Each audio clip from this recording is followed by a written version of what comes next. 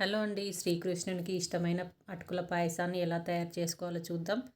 ముందుగా ఒక ప్యాన్ పెట్టుకొని అందులో నెయ్యి వేసుకొని డ్రై ఫ్రూట్స్ని వేసుకొని మంచి రంగు వచ్చేంత వరకు వేయించుకొని పక్కన పెట్టుకోవాలి. ఇప్పుడు అదే నెయ్యిలో ఇంకా కొంచెం యాడ్ చేసుకొని ఒక కప్పు దొడ్డటుకులను తీసుకోవాలి. ఇలా దొడ్డటుకులు నెయ్యిలో బాగా వేయించుకొని అవి క్రిస్పీగా అయ్యేంత వరకు వేయించుకున్న తర్వాత ఒక కప్పు అటుకులకి 3 కప్పుల పాలు, 1 కప్పు నీళ్ళని యాడ్ చేసుకోవాలి. ఇలా అటుకులని ఇందులో మెత్తగా అయ్యేంత వరకు ఉడికించుకోవాలి. ఇలా ఉడికిన తర్వాత ఇందులోనే కొంచెం ఇలాచీ పౌడర్, అదే కప్పుతోని 3/4 కప్పు షుగర్ని యాడ్ చేసుకొని షుగర్ మొత్తం కరిగి పాయసం అంతా దగ్గర పడేంత వరకు ఉంచుకోవాలి. ఇప్పుడు పాయసం మొత్తం మనకి దగ్గర పడిందండి.